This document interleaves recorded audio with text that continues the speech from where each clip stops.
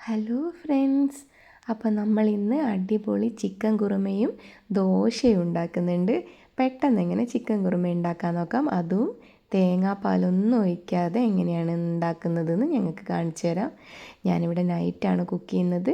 അപ്പോൾ ഇതാ ഒരു കുക്കർ അടുപ്പത്ത് വെച്ച് അതിലേക്ക് നെയ്യ് ഒഴിച്ച് പെരിഞ്ചീരകം, ഗ്രാമ്പൂ, ഏലക്കായ, കറുവപ്പട്ട, വലിയുള്ളി ഒക്കെ ഒന്ന് ഇട്ടിട്ട് ഒന്ന് മിക്സാക്കി എടുക്കുന്നുണ്ട്. ഇനി ഒരു തക്കാളി, ഒരു വലിയ ഉരുളക്കിഴങ്ങ്, പിന്നെ ഇതാ 2-3 പച്ചമുളക്, ഇഞ്ചി, വെളുത്തുള്ളി എന്നിവയൊക്കെ ഇട്ടിട്ട് ഒന്നും കൂടെ മിക്സാക്കി എടുക്കാം.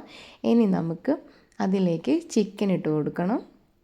അങ്ങനെ വഴറ്റിയെടുക്കേണ്ട അത്യാവശ്യം കാര്യങ്ങളൊന്നുമില്ല. നമ്മളിതിലേക്ക് ചിക്കൻ ഇട്ടിട്ട് വിസിൽ വരുത്തുന്നുണ്ട്. അതുകൊണ്ട് തന്നെ കഷ്ണങ്ങളൊക്കെ നിങ്ങൾക്ക് ഇഷ്ടമുള്ള രീതിയിൽ തന്നെ കട്ട് ചെയ്തെടുക്കാം.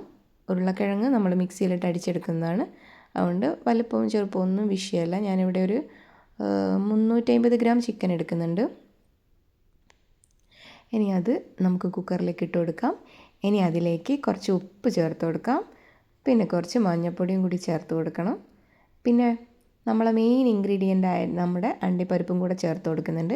നമ്മൾ ഈ തേങ്ങാപ്പാൽ ചേർക്കുന്നില്ല എന്ന് പറയുന്നതിൻ്റെ കാരണം തന്നെ നമുക്ക് കറിക്ക് നല്ല തിക്നെസ് കിട്ടാൻ വേണ്ടിയിട്ട് നമ്മളിവിടെ അണ്ടിപ്പരിപ്പും അതുപോലെ തന്നെ ഉരുളക്കിഴങ്ങും കൂടി ചേർത്ത് കൊടുക്കുന്നുണ്ട്. ഇനി ഇത് വേവിച്ച ശേഷം നമുക്ക് എന്ത് ചെയ്യാം, അതൊന്ന് തണുത്ത ശേഷം നമ്മൾ അതിൻ്റെ വിസിലിൻ്റെ ആവിയൊക്കെ പോയ ശേഷം അതൊരു മിക്സിയുടെ ജാറിലേക്ക് ഇട്ടിട്ട് നന്നായിട്ടൊന്ന് അരച്ചെടുക്കണം. അതാണ് നമ്മുടെ ഈ കറിക്ക് തിക്നെസ് കിട്ടാൻ വേണ്ടിയിട്ട് പാല് ചേർക്കുന്നില്ല എന്ന് പറയാൻ കാരണം.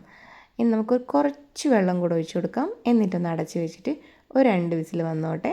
വിസിലൊക്കെ വന്ന് ആവിയൊക്കെ പോയ ശേഷം നമുക്ക് അതിലുള്ള ഉരുളക്കിഴങ്ങും അണ്ടിപ്പരിപ്പും മാറ്റിയെടുക്കാം. അത് കുറച്ച് നേരം റെസ്റ്റ് ചെയ്യാൻ വെച്ചിട്ട് തണിഞ്ഞ ശേഷം അരച്ചെടുത്തിട്ട് ആ ഒരു അരപ്പും കൂടെ ഇതിലേക്ക് മിക്സ് ചെയ്തെടുക്കാം. എന്നിട്ട് നമുക്കൊന്ന് തിളപ്പിച്ചെടുക്കണം.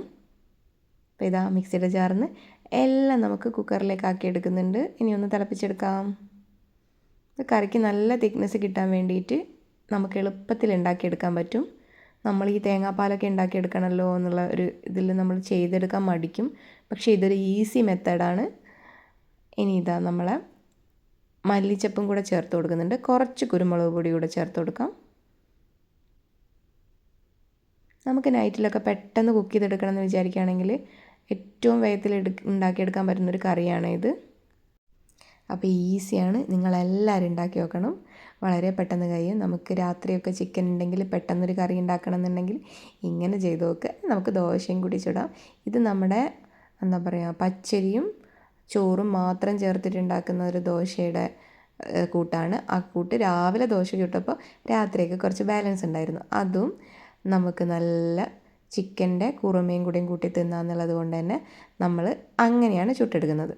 അപ്പോൾ ഇതാ നമ്മളെ ദോശയും ഏകദേശം റെഡി ആയിട്ടുണ്ട്.